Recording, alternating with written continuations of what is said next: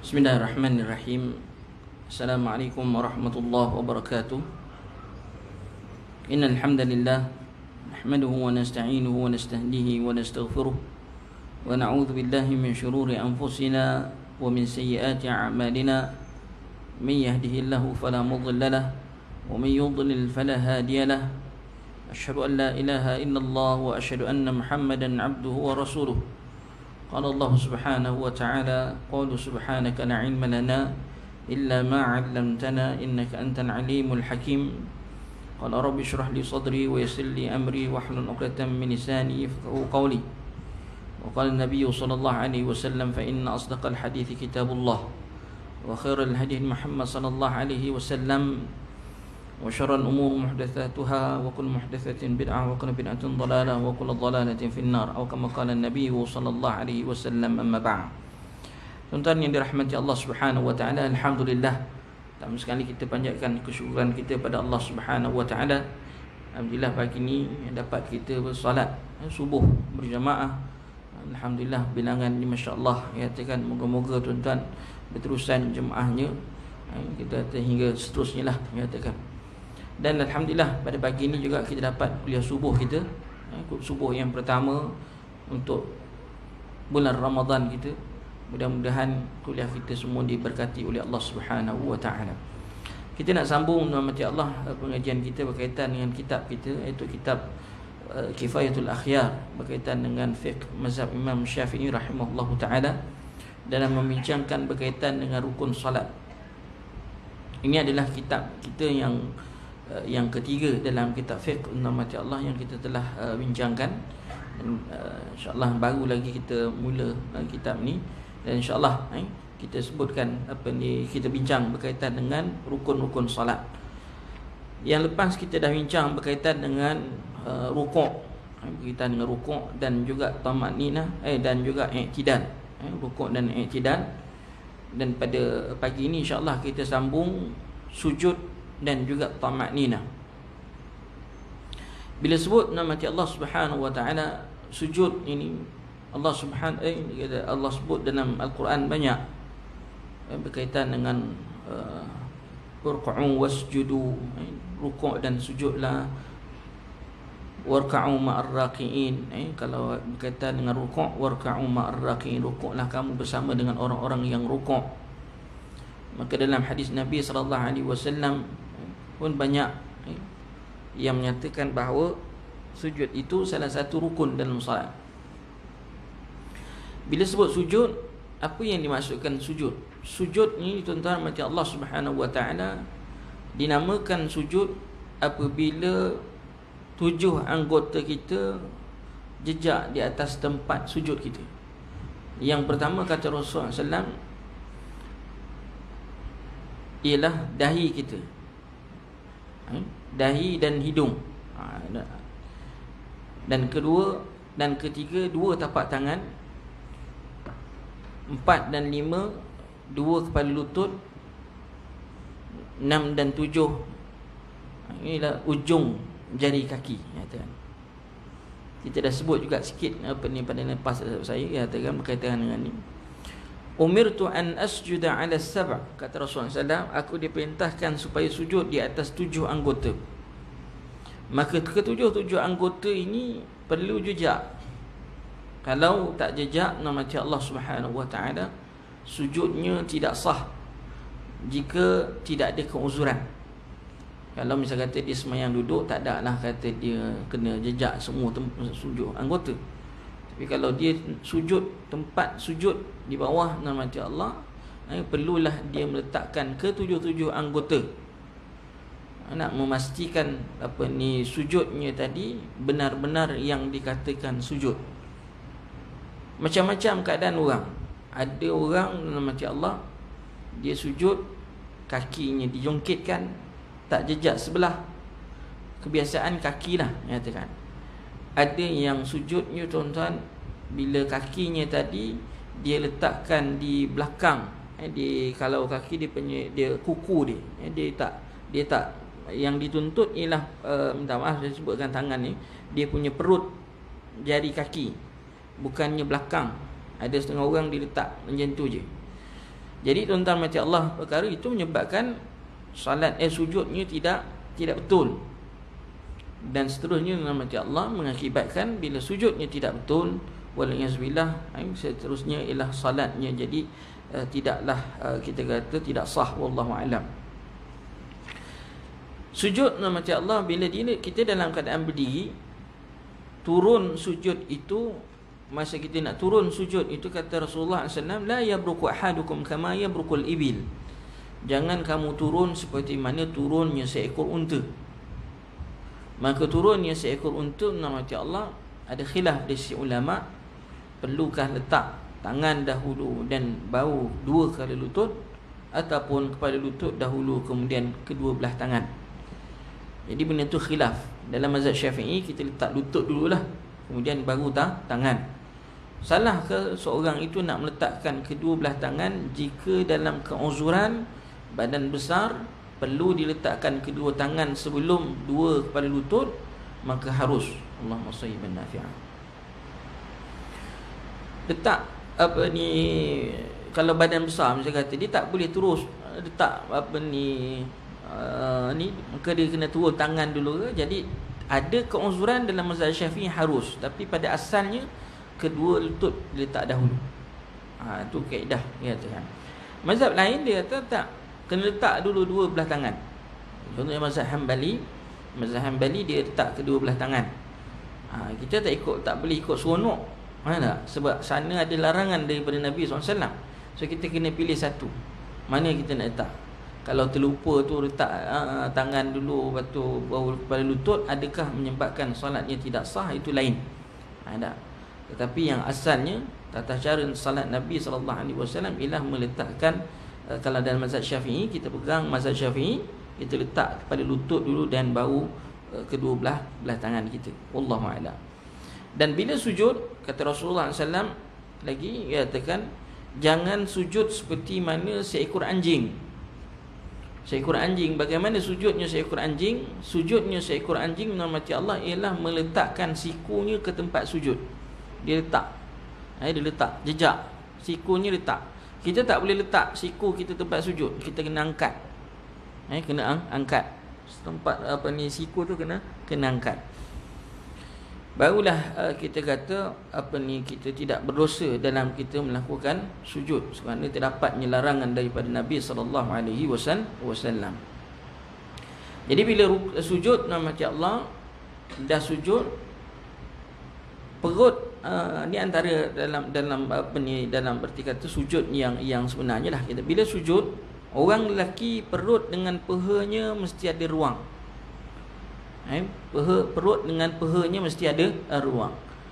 Dan ini bagaimana caranya? Ialah apabila dia tak boleh melekap, mana dia kena tonggik. Asal ruang yang ada ni cukup. Dia tak boleh kata dia rapat macam mana nanti perempuan sekejap lagi saya sebutkan. Macam Allah, orang lelaki dia kena ada ruang di antara perut dengan pahanya.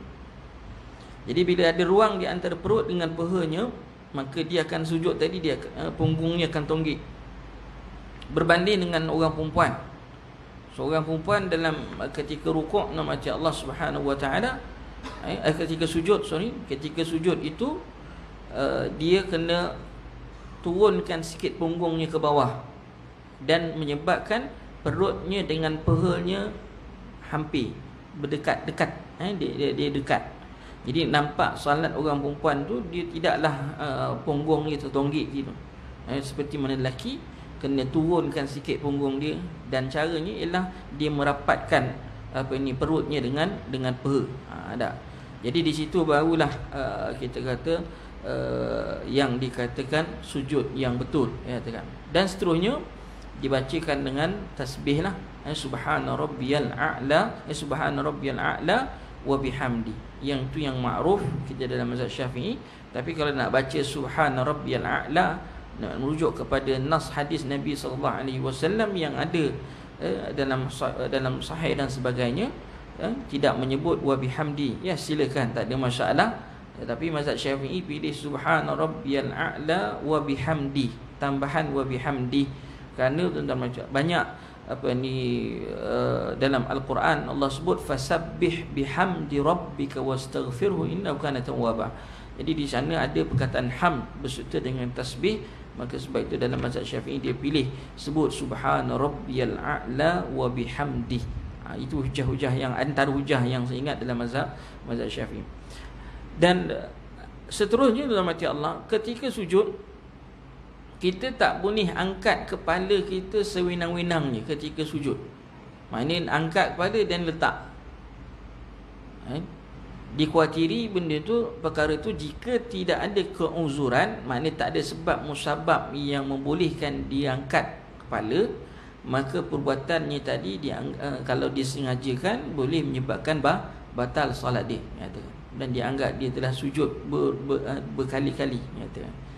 Kita hanya boleh di sujudnya adalah 2 kali pada setiap rakaat. Tapi kalau dia angkat kepala, letak kepala, angkat kepala, letak kepala, dia main-main begitu, maka tak dibenarkan. Dan itu juga boleh membatalkan semayang. Jika ada keperluan, contoh ustaz ada keperluan macam mana, dia sujud tadi kena pada tempat benda yang tajam, benda yang tajam, maka harus untuk dia angkat kepala dan meletakkan pada tempat yang lain jika perlu. Kalau kita lihat zaman Nabi SAW, syaqawna ila Rasulillah sallallahu alaihi wasallam harrar ramda falam yushkina. Kami mengeluh panasnya pasir pada zaman Nabi SAW, akan tapi beliau tidak menerima aduan kami. Jadi sahabat-sahabat dulu lagi katakan sujud di atas pasir yang panas, katakan ramda, atas pasir yang panas, tuan-tuan. Kemudian tuan-tuan yang dirahmati Allah Subhanahu wa taala, yang kamal, yang sempurna, sebab sujud ni ada yang lebih sempurna. Lebih sempurna ni, kalau biasa sah untuk kata sujud, tadi saya katalah 7 anggota jejak dan tidak melakukan perkara yang dilarang. Kalau yang dikatakan sempurna, maka 2 belah kaki di belakang tadi akan menolak sehingga menyebabkan dahi kita terbenam tempat sujud. Dahi kita terbenam, bukan ditenyihkan kepala kita dekat tempat sujud tu. Ada konon-konon nak dapat dahi hitam, ditenyih dekat tempat sujudnya. Tak boleh. Itu tak boleh.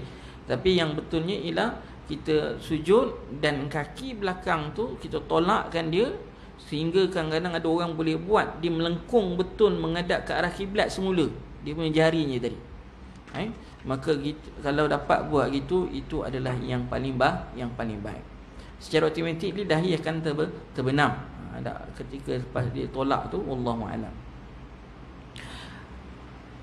Tadi saya lupa satu perkara, mati Allah. Antara yang dibenarkan, yang disebut oleh para ulama mengangkat dahi tadi ketika nak mengambil tahu keadaan imam. Contoh katakan imam tu sujud terlalu lama, lain daripada biasa, katakan kotlah imam tu kena heart attack dekat depan kan, kita semua tengah sujud, katakan.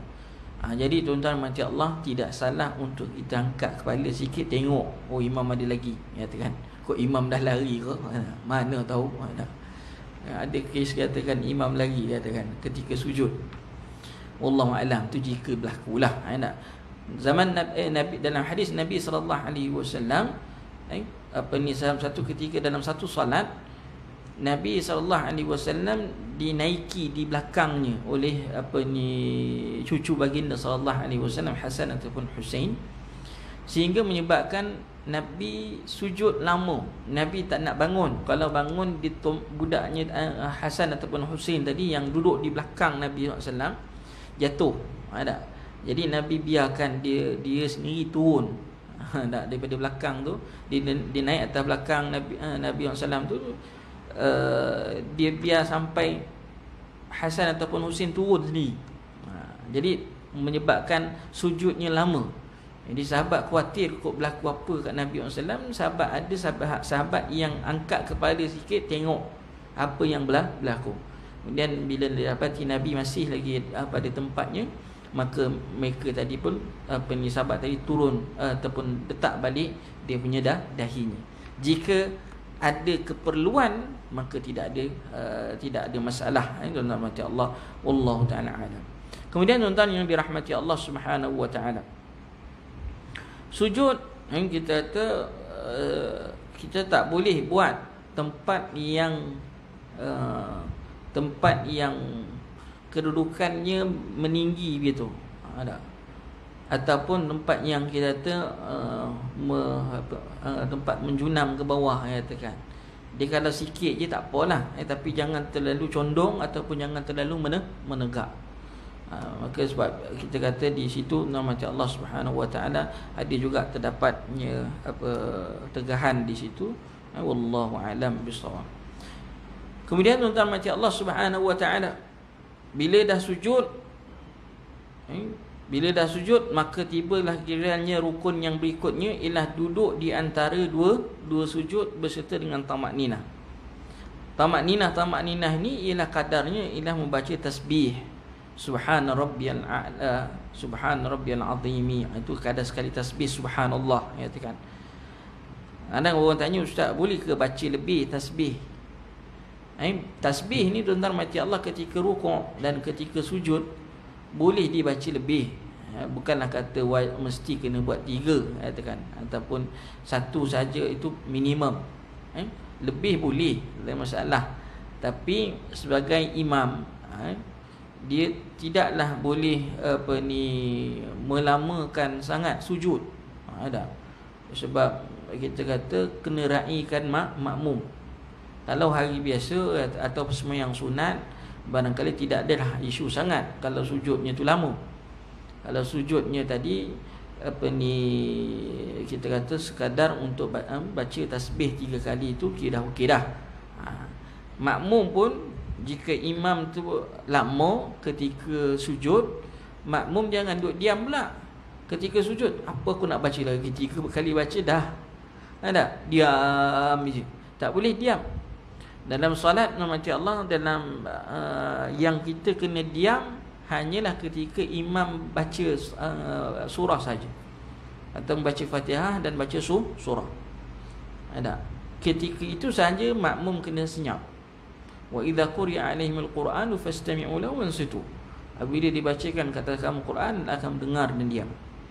Jadi yang lain, kalau misal kata imam tu sujud, kita dah habis baca subhana rabbiyal a'la, subhana rabbiyal azim, dah habis dah baca 3 kali, senyap.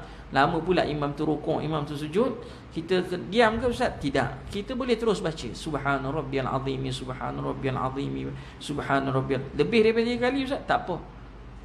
Bergantung pada imam.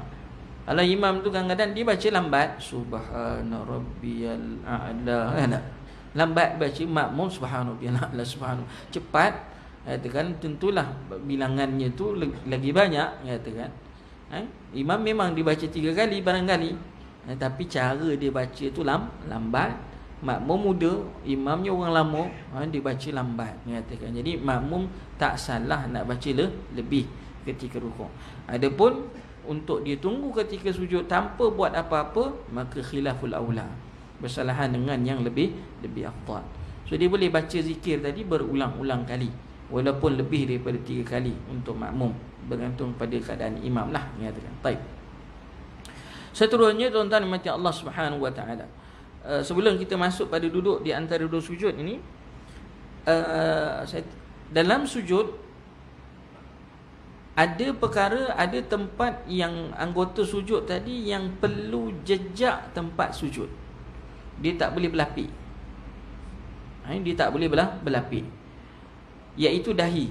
Dahi mesti jejak tempat sujud, berbanding dengan anggota-anggota lain, kedua belah tangan, 2 lutut, 2 ujung jari kaki. Maka yang tu boleh lapik, tak apa. Kita pakai stokin, tak jejak. Kita pakai kain menutup 2 belah lutut, tak, memang kena tutup lah, katakan, orang perempuan dan sebagainya. 2 tapak tangan pun sama, tak perlu tutup, pun boleh tutup, tak ada masalah. Tetapi dahi tidak boleh. Dahi mesti jejak. Dalam mazhab Syafi'i lah, unless kalau mazhab Maliki ke, mazhab Hanafi ke, mazhab Hanbali ke, itu buat lain. Hanbali dia boleh Dia tutup, dia kata tidak menjadi syarat sujud itu dahi mesti jejak. Jejak memang jejak tapi boleh tak berlapik. Tak. Jejak memang kena jejak tapi boleh tak berlapik. Mazhab Syafi'i tak boleh berlapik langsung. Dahinya tak boleh dihalangi oleh sesuatu. Contohnya kalau ditutup seluruh dahi dia, sehingga dia sujud tadi tu di atas tempat, di atas kain ke kata begini, tak, dia sujud yang sini, maka menyebabkan salatnya tidak sah. Mazhab Syafi'i mesti jejak, dahinya mesti jejak. Kalau misal kata terhalang kita kata contohlah terhalang dengan wire kan, kalau jadi imam, terhalang dengan rambut kata, sikit kata, maka dimaafkan. Macam orang perempuan, dia sujud di atas kain telkungnya, tak boleh katakan. Dia kena sujud di atas tempat sujud. Ada orang perempuan kan, bila dia turun sujud, lalu kain telkungnya tadi dia sujud ke atas kain telkungnya, maka tak dibenarkan ataupun tidak sah dalam mazhab Syafi'i. Dia kena sujud betul-betul tanpa lapik di atas tempat sujud. Okey, itu yang saya ingatlah katakan, wallahu alam. Seterusnya tuan-tuan mati Allah, di sini ada seandainya ada dahinya tadi ada keuzuran, contohnya dahinya tadi dia balut, tak, sakit, kepala luka ke apa kan, maka dibalut, dahinya dibalut dengan kain. Itu ada uzur, ada keuzuran. Bila ada keuzuran dimaafkan, dimaafkan, wallahu a'lam. Kemudian kita ambil terus berkaitan dengan duduk di antara dua sujud dan juga tamak-ninah. Duduk di antara dua sujud dan berserta dengan tamak-ninah. Kata Rasulullah SAW, "Sum marfa' hatta tatma'inna jalisan." Kemudian bangunlah sampai kamu tamak-ninah daripada keadaan duduk. Tamak-ninah, bangkit diri, bangkit duduk di antara dua sujud. Hatta tatma'inna jalisan, summa fa'al dhalika fi salatika kulliha. Dalam hadis yang lain, sampailah kamu tamak-ninah dalam keadaan duduk, lalu lakukanlah hal itu dalam semua salatmu. Bila kita duduk di antara dua sujud, kita bangkit daripada sujud Allahu Akbar, dia kena duduk sehingga duduknya tadi betul-betul duduk. Maknanya tegak badannya balik. Dia tak boleh, kadang-kadang orang sujud, dia duduk tu dia tak tegak badannya. Sikit je dia duduk, lepas tu dah turun. Dia kena tegakkan. Sebab Nabi, dalam hadis Nabi SAW, Nabi sebut, kana Rasulullah SAW idza rafa'a ra'sahu lam yasjud hatta yastawi jalisan. Nabi SAW bila dia bangkit daripada sujud yang pertama tu, nak duduk, dia tidak akan sujud untuk yang kedua kecuali dia duduk betul tegak pada tempat, pada kedudukan duduk. Maknanya badannya tadi tegaklah, kata. Dia tak boleh condong ke apa ke, kecuali uzur. Orang uzur tak boleh buat apalah. Orang uzur tu tak boleh buat apa. Dan tuan-tuan yang dirahmati Allah Subhanahu wa taala, di sini telah sabit hadis tadi, hatta yastawi jalisan, ada hingga dia duduk dalam keadaan tegak. Wallahu a'lam. Jadi cara duduk pula bagaimana? Cara duduk tu, kita duduk biasalah, kita duduk dalam keadaan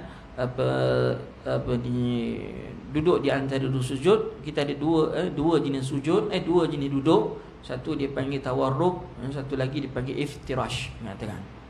Jadi kita duduk yang biasanya kita duduk dekat dalam, duduk di antara dua sujud, sama duduknya duduk tasyahud awal. Duduk di atas kaki kiri, dan kaki kanan diinsapkan, dia tegakkan begitu. Jika mampu kakinya itu diinsapkan, dibuat, itu yang paling afdal. Insapkan, dia tegakkan kaki kanannya kena tegak. Dia tak boleh duduk di atas kedua-dua belah kaki. Hari ni ramai orang duduk di atas kedua-dua belah kaki, dan ramai juga yang duduk di atas dua tumit. Ada yang duduk di atas dua tapak kaki. Kita tak ada lah sampai ada orang yang duduk di kakinya dia duduk di tengah-tengah, maknanya di atas dua punggungnya. Kaki sebelahnya kiri kanan, lalu dia duduk di bawah. Punggungnya letak pada tempat duduk dia bawah. Dia tanpa berlapik. Berlapik dengan kaki dia. Ada juga macam tu, tapi benda tu tak pernah dibuat orang lah, kata kan. Cuma biasanya kita dalam masyarakat Melayu ni ramai yang duduk di atas dua belah kaki, kata kan. Walaupun saya tahu, kita katakan benda tu ada khilaf di sisi ulama, kerana duduk di atas dua belah kaki ini adakah termasuk duduk yang dilarang ataupun yang dibolehkan. Sebab ditarifkan duduk cara itu ialah iqa' dalam bahasa Arab, dalam hadis Nabi SAW. Dia ada hadis yang melarang, naha Rasulullah SAW anil iqa'. Nabi larang duduk cara iqa'. Iqa' ni macam mana Ustaz? Kita kata tadilah yang saya katakan tadi, ada tafsiran ulama duduk iqa' itu ialah duduk di atas kedua-dua belah kaki, katakan. Duduk di atas kedua-dua belah kaki. So yang tak ada khilaf, yang boleh kita katakan sepakat ulama mengatakan bahawa duduk antara dua sujud itu dan duduk tasyahud awal adalah seperti mana yang saya sebutkan tadi, duduk di atas kaki kiri dan kaki kanannya diinsafkan, ditegakkan. Wallahu a'lam. Ada orang dia duduk cara duduknya, tuan-tuan, dia duduk di atas dua belah kaki, tapi kedua-dua belah kaki dia dirikan. Dia dirikan gitu, dia duduk. Itu juga ada nas yang katakan duduk cara begitu boleh, maknanya dibenarkan. Tapi yang tak boleh kalau kakinya dilepakkan bawah, dia duduk ke atas begitulah, dia tak insafkan, dia hanya letak saja kakinya dan lalu dia duduk di atas tumit kakinya sahaja. Wallahu a'lam bissawab. Ada. Itu kita kata rukun yang yang ke-8, duduk di antara dua sujud berserta dengan tamakninah. Dan yang ke-9, duduk tasyahud akhir. Duduk tahiyat akhir, bertasyahud dan berselawat ke atas Nabi sallallahu alaihi wasallam.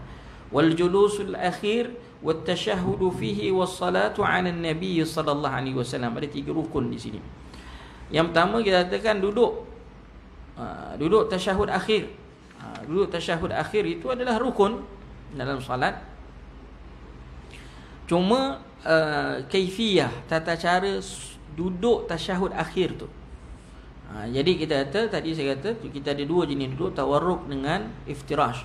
So duduk yang akhir ini ialah kita punggung kiri kita letakkan di atas lantai, dan kaki kiri kita silangkan bawah kaki kanan, dan kaki kanan diinsafkan, ditegakkan, jari kakinya ditegakkan. Wallahu a'lam. Nah, jadi tuan-tuan, macam Allah Subhanahu wa taala itu duduk. Kalau misal kata dia tak duduk macam tu, dia duduk cara lain, dia duduk duduk bersila. Macam tuan-tuan duduk sekarang ni, duduk bersila katakan. Duduk bersila. Ada orang dia tak boleh nak nak duduk macam saya kata tadi, dia kena kakinya kena bersilang bawah kaki kanan kena insaf. Memang tak boleh. Ada setengah orang macam tu. Ada setengah orang dia duduk bersila begini, kaki dia terpaksa menunjukkan ke depan.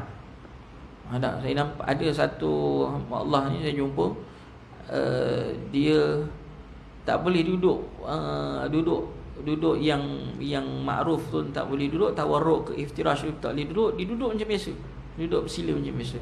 Sebab apa? Kaki dia besar macam gajah, ya tu kan. Dia ada jenis yang penyakit tu, dia punya kaki ni besar, ya tu kan. Saya selalu jumpa adalah setengah-setengah tempat tu memang masya-Allah nah, mengatakan dia dah buang dah lemak tu, dia dah buang dia punya tu, tapi masih tumbuh lagi. Jadi kaki ni jadi besar, kata kan. Besar sebelah. Ini besar sebelah. Wallahu a'lam. Jadi penyakit lah katakan. Wallahu a'lam. Jadi tuan-tuan mati Allah, julusul akhir di sini tuan-tuan mati Allah, mazhab Syafi'i, kalau solat yang 2 rakaat, solat yang 3 rakaat, solat yang 4 rakaat kesemuanya adalah julus yang dipanggil tadi, yang saya katakan duduk secara tawarruk. Maknanya kaki punggung ni tadi kena jejak sebelah kiri, dan kaki kirinya silang bawah kaki kanan, dan kaki kanannya adalah diinsapkan. Maka tuan-tuan mati Allah Subhanahu wa taala, dilakukan pada salat 2 rakaat, 3 rakaat dan juga salat yang 4 rakaat. Tapi dalam mazhab Hanbali contohnya, apabila salat tadi 2 rakaat, dia kena duduk secara iftirash. Dia tak duduk secara tawarruk. Dia duduk macam tasyahud awal. Dia katakan beza sikitlah dalam mazhab Hanbali ataupun mazhab Syafi'i. Walau bagaimana sekalipun, cara duduk, tata cara duduk itu tuan-tuan mati Allah Subhanahu wa taala tidaklah menjadi kita kata tajuk yang besar sangat, katakan. Kalau misalnya kata dia tak mampu duduk cara yang sebenar-benarnya yang dituntut dalam ini, apa sahaja yang penting terhasilnya duduk itu. Kalau misalnya kata dia tak boleh duduk seperti mana yang disarankan dalam hadis Nabi SAW, dengan apa cara sekalipun tidak ada masalah. Yang penting terhasil duduk tasyahud akhir tu. Terhasil tasyahud duduk tasyahud akhir. Wallahu a'lam. Macam tadilah saya kata, kalau dia tak mampu nak duduk tasyahud akhir, dia duduk bersila ke, duduk kaki menunjuk ke depan ke, bergantung kepada keadaan dia, kalau mana yang dia mampu. Wallahu a'lam. Tapi kalau orang tu sihat dan tak ada apa masalah, dia tak boleh duduk saja-saja, katakan duduk bersila. Kecuali memang dia semayang tu tadi dalam keadaan duduk bersila. Nak semayang duduk saya kata. Itu part lain kata. Itu part lain. Wallahu a'lam. Kalau semayang sunat lah, semayang fardu kita tak boleh saja duduk, semayang duduk katakan. Semayang sunat tak ada masalah kita nak semayang duduk. Taib, seterusnya tuan-tuan mati Allah, rukun yang berikutnya ialah membaca tasyahud. Membaca tasyahud iaitu at-tahiyatu lillah. Assalamu alayka ayuhan nabi wa rahmatullahi wa barakatuh. Assalamu alayna wa ala ibadillahi salihin. Asyhadu an la ilaha illallah wa asyhadu anna Muhammadar Rasulullah. Itu tasyahud wajib dibaca. Rukun membaca tasyahud, sama ada nak baca lafaznya begitu ataupun kita ada lafaz-lafaz yang lain. At-tahiyatu lillahi wassalawatu wattayyibat. Assalamu alayka ayuhan nabi wa rahmatullahi wa barakatuh. Assalamu alayna wa ala ibadillahi salihin. Asyhadu an la ilaha illallah wa asyhadu anna Muhammadan abduhu wa rasuluh. Ada riwayat yang lain. Yang kita baca itu salah satu je daripada riwayat yang ada. Boleh baca, tak ada masalah. Cuma dekat isu tasyahud ni, kalau yang dibincangkan oleh Imam Ibn Hajar Al-Asqalani rahimahullahu ta'ala, ialah perkataan ayyuha. Assalamu alayka ayyuhan nabi. Adakah perlu diletak ayyuha ataupun tanpa ayyuha? Itu dalam mazhab pun sendiri ada khilaf, menyatakan. Imam Ibn Hajar Al-Asqalani dia menukilkan dalam syarah Bukhari, dia kata, perbahasan berkaitan dengan perlu letak ayyuha ataupun tak perlu letak ayyuha. Kerana apa? Kerana bacaan ayyuha itu ialah ketika Nabi hidup. Adapun lepas Nabi wafat, macam Allah tak perlu baca ayyuha. Ada pandangan begitu. Ada kata tak baca, sebab itu yang diajar oleh Rasulullah sallallahu alaihi wasallam. So benda tu ada khilaf. Kalau orang tu baca assalamu alayka at-tahiyatul mubarakatuh salawatut tayyibatu lillah, assalamu alayka nabi wa rahmatullah, pun tak ada masalah. Dia nak baca assalamu alayka ayyuhan nabi wa rahmatullah wa barakatuh, pun tak ada masalah. Benda tu ada khilaf di sisi ulama. Kenapa berlaku khilaf? Sebab ayyuha tu dia adalah nida bagi yang hidup. Kita nak menyeru yang hidup. Tapi Nabi dah wafat, maka sebab itu ada khilaf perlu letak ayyuha ataupun tidak. Jadi itu dibahas dalam fiqh nama Allah di dalam syarah Sahih Bukhari oleh Imam Ibn Hajar Al-Asqalani rahimahullahu taala. Wallahu a'lam. Baik. Seterusnya berselawat ke atas Nabi sallallahu alaihi wasallam. Selawat ke atas Nabi. Selawat ini tuan-tuan yang dirahmati Allah Subhanahu wa taala adalah selawat yang diajar oleh Rasulullah sallallahu alaihi wasallam. Sebab sahabat tanya, "Ya Rasulullah, kaifa nusalli alaik?" Ada. Kalau kaifa nusalli alaika idza sallaina salatana, kalau kami sembahyang macam mana kami nak selawat? Kau suruh kami selawat dalam salat, tapi macam mana? Macam mana cara selawat? Jadi maka Nabi pun ajar, Allahumma salli ala Muhammad wa ala ali Muhammad kama sallaita ala Ibrahim wa ala ali Ibrahim wa barik ala Muhammad wa ala ali Muhammad kama barakta ala ali Ibrahim fil alamin innaka hamidum majid. Dia banyak riwayat. Di riwayat dalam selawat-selawat Nabi itu ada 5 atau 6 riwayat berkaitan dengan selawat yang diajar oleh Rasulullah sallallahu alaihi wasallam. Hak yang kita baca tu salah satu. Salah satu riwayat yang ada. Cuma persoalan yang biasa dibangkitkan dalam isu selawat ke atas Nabi ketika dalam solat, selepas ittifaq para ulama tidak boleh dibuat selawat yang lain daripada apa yang Nabi ajar. Tuan-tuan jangan pandai-pandai tukar kepada tukar selawat syifa pula kat ujung ni katakan. Ada. Jangan pula bila lepas asyhadu an la ilaha illallah wa asyhadu anna Muhammadar Rasulullah, Allahumma salli ala Muhammadin al-Fatih. Tak boleh. Tak sah sembahyang katakan. Ataupun tukar nama Allah kepada selawat tafrijiyah ke, Allahumma salli ala Muhammad salatan tunjina biha min jamil ahwal wal afat. Tak boleh. Ada. Semua selawat-selawat tu adalah ciptaan yang dicipta. Jadi yang perlu dibaca dekat dalam ni adalah selawat yang Nabi sendiri ajar, iaitu selawat yang dipanggil selawat Ibrahimiyah. Kalau orang tanya apa dia selawat yang Nabi ajar kepada kita, yang Nabi ajar ialah selawat Ibrahimiyah. Hak yang lain tu Ustaz, yang selawat tafrijiyah lah, selawat syifa lah, selawat ni lah, kebanyakannya adalah majoriti semuanya dicipta. Dicipta oleh siapa? Dicipta oleh sebagian ulama dan sebagainya. Kita katakan wallahu alam. Cuma nama Allah, saya nak sentuh sikit beberapa perkara isu berkaitan dengan selawat ni. Bila nak berselawat nama Allah Subhanahu wa taala, kalau orang tanya apa dia selawat yang paling afdal, tidak ada selawat yang lebih afdal daripada selawat yang Nabi sendiri dah ajar pada kita. Tak, selawat yang Nabi ajar itulah selawat yang kita baca dalam salat kita. Tak ada lebih afdal. Cakaplah kita kata kelebihan Allah, tak ada yang lebih afdal daripada, tak ada yang lebih afdal daripada selawat yang Nabi sendiri ajar. Kadang-kadang ada setengahnya tu dalam kitab-kitab Allah, dalam kitab-kitab mengatakan bahawa selawat tafrijiyah ni dia punya ganjaran dia hebat, ganjaran dia besar. Saya pun tak tahu daripada mana datang ganjaran-ganjaran yang disebut, sedangkan selawat itu sendiri yang dicipta, bukannya yang disebut ataupun bukan yang Nabi yang ajar. Tak salah selagi mana tuan-tuan Allah, selawat itu tidak ada unsur-unsur syirik di dalamnya.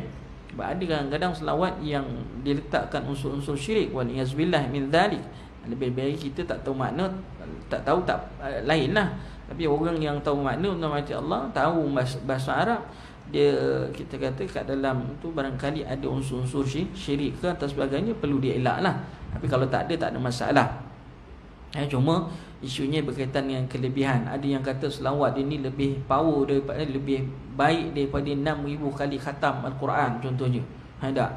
Yang itu karut lah, katakan. Tak betul untuk Allah. Bahkan saya pernah jumpa satu susunan selawat-selawat hadis Nabi, selawat-selawat ke atas Nabi sallallahu alaihi wasallam. Selawat Ibrahimiyah ni dia letak di tengah-tengah dia kata. Yang awal tu dia letakkan selawat syifa, selawat tafrijiyah, seolah menggambarkan selawat yang syifa dengan selawat tafrijiyah tu adalah lebih afdal daripada selawat Ibrahimiyah yang diajar sendiri oleh Rasulullah sallallahu alaihi wasallam. Ini kadang-kadang adalah setengah-setengah susunan kitab lah, katakan. Sepatutnya kita dahulukan yang Nabi ajar dulu, barulah yang lain-lain. Wallahu a'lam. Taib. Yang kedua, dalam bab selawat ni tuan-tuan macam Allah, boleh ke ustaz nak tambah biasanya kita letak Sayyidina, Allahumma salli ala Sayyidina Muhammad. Secara umumnya benda tu khilaf di sisi ulama. Ada setengah kata tak, kita tak boleh letak Sayyidina kerana Nabi sendiri yang ajar tanpa lafaz Sayyidina. Allahumma salli ala Muhammad wa ala ali Muhammad. Jadi Nabi ajar sendiri pada sahabat suruh selawat tanpa letak kalimah Sayyidina. Jadi kalau dia nak straight pakai yang tu, silakan, tak ada masalah. Sebab itu memang dalam hadis dah ada, dia katakan Nabi tak diletak kalimah Sayyidina. Kalau ada setengah orang dia kata dia nak letak Sayyidina juga, nak letak Sayyidina. Kenapa nak letak Sayyidina? Sebab Nabi kan Sayyiduna. Nabi kan Sayyiduna, Nabi kan Sayyidu waladi Adam, disebut dalam hadis Nabi SAW yang lain. Maka kalau atas dasar itu kita kata silakan, tak ada masalah baca dia Allahumma salli ala Sayyidina Muhammad. Jadi benda itu ada khilaf di sisi ulama. Tapi kalau dekat luar tak ada isu.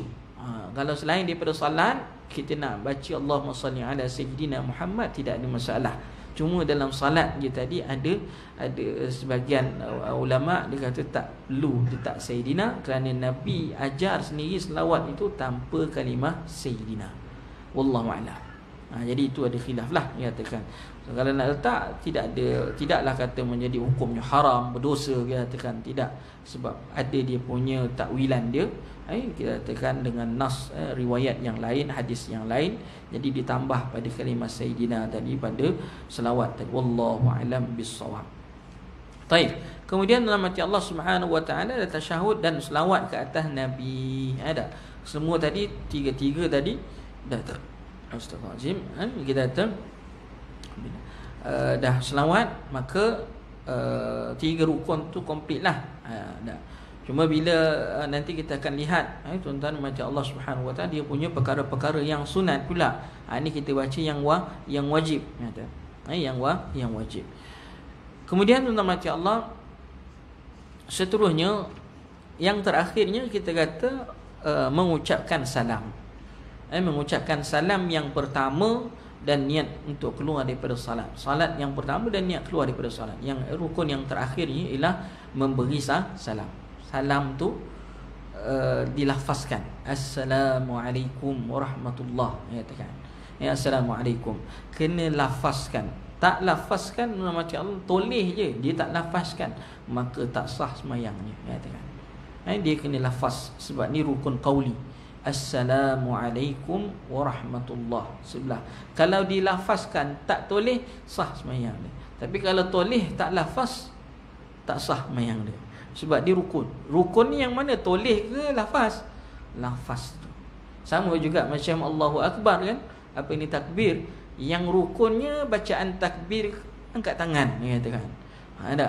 Kadang-kadang orang angkat tangan tapi tak baca takbirnya, dia kata.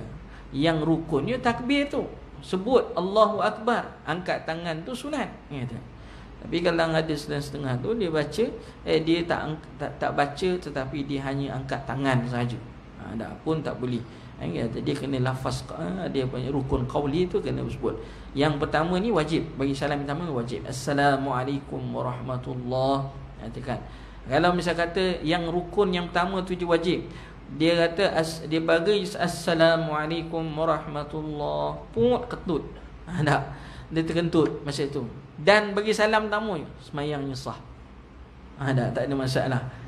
Assalamualaikum warahmatullahi, katakan keluar je angin, maka salatnya sah. Betul dalam hadis Nabi SAW, tahrimuha takbir, tahliluha at-taslim. Maknanya pengharamannya adalah takbir dan penghalalannya adalah salam. Bagi salam. Wallahu a'lam. Kena lafazkan betul-betul. Assalamualaikum, katakan. Assalamualaikum. Ucapan salam yang pendek setakat assalamualaikum.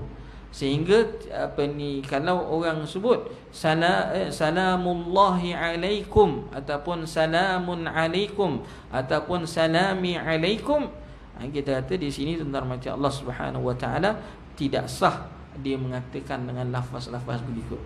Salamun alaikum, ataupun salamullahi alaikum, salamun alaikum, salami alaikum. Lafaz tu Nabi tak ajar gitu.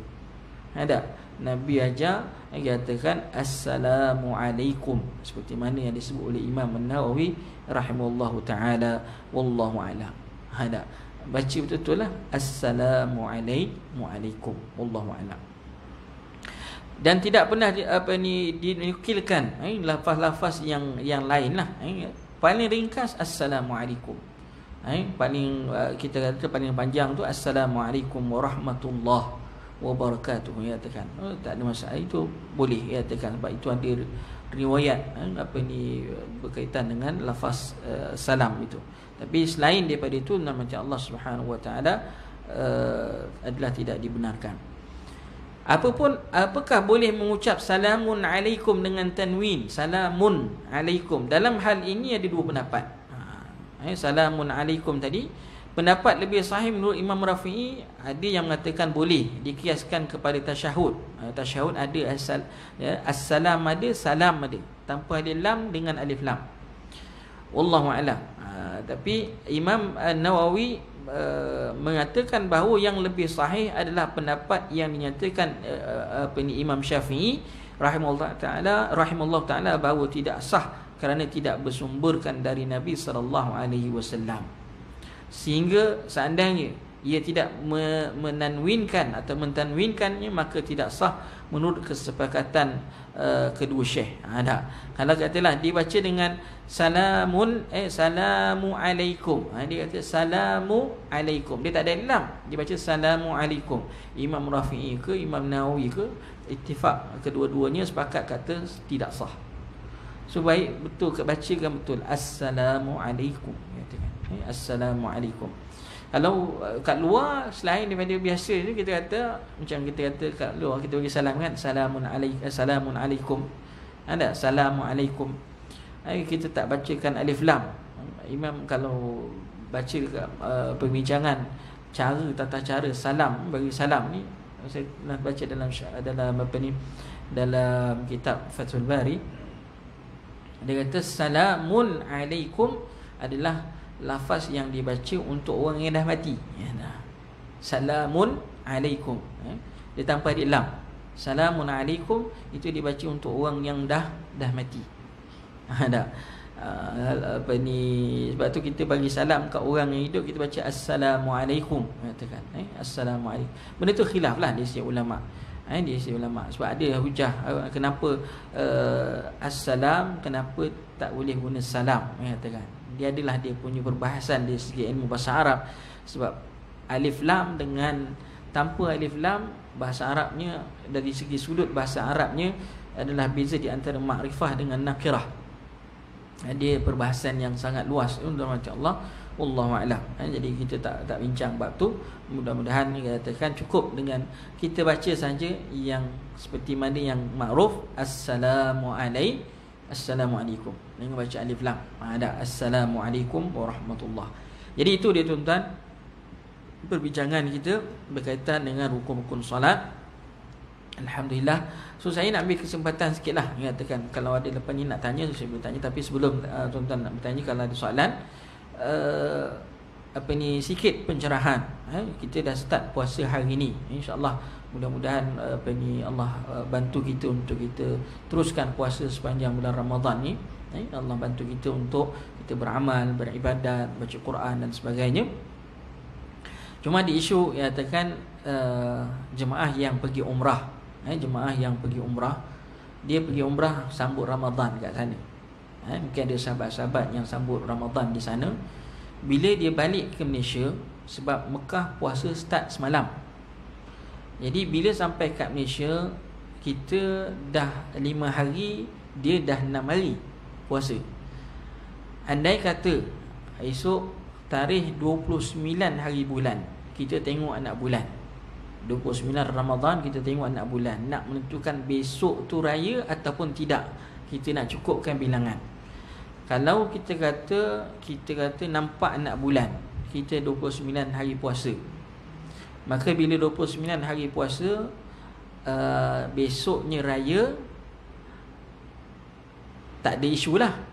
Tidak ada isu. Sebab yang balik tadi, dia kena dia kalau dia puasa pada tarikh 29 hari bulan yang kita puasa Ramadan tu, bagi dia baru hari yang ke-30. Cuma isunya kalau tak nampak anak bulan.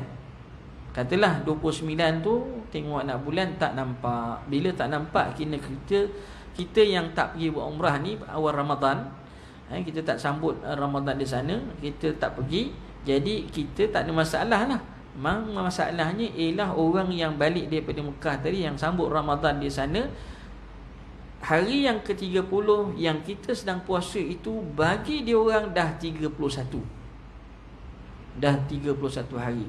Maka hari yang ke-31 hari itu mereka tidak boleh berpuasa. Haram bagi mereka berpuasa. So dia orang kena raya senyap-senyap. Dia tak boleh puasa, haram dia puasa. Dia boleh makan, dia boleh minum, tapi janganlah aku dah raya dulu kata kan. Janganlah duk heboh kan yang dia tu dah raya ke apa ke. Tapi untuk dia berpuasa haram.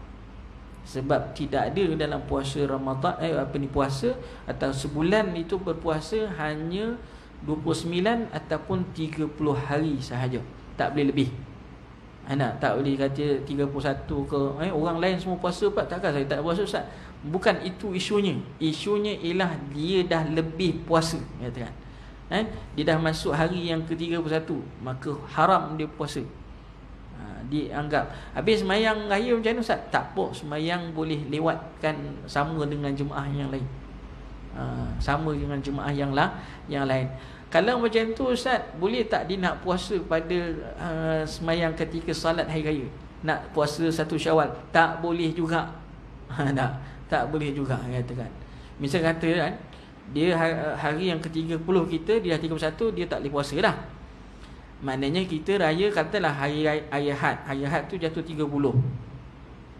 Dia orang tak boleh raya. Dia orang tak boleh puasa, dia orang kena raya. Tapi dia orang salat hari raya sama dengan kita hari Isnin contohnya. Contoh hari raya hari Isnin. So kita kena semayang, dia semayang pun hari Isnin. Dia tak boleh buat grup dia sendiri semayang hari raya awal. Tak boleh.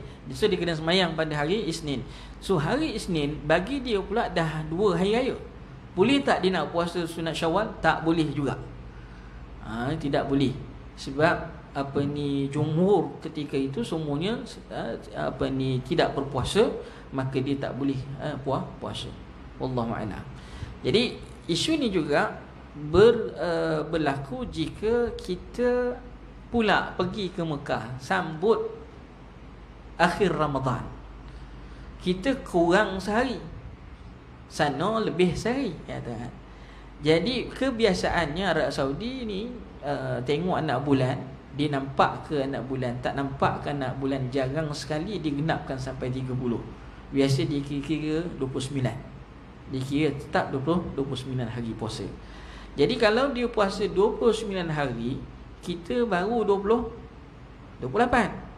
Jadi dia raya, besok dia raya. Kalau besok dia raya, kita tak cukup sebulan.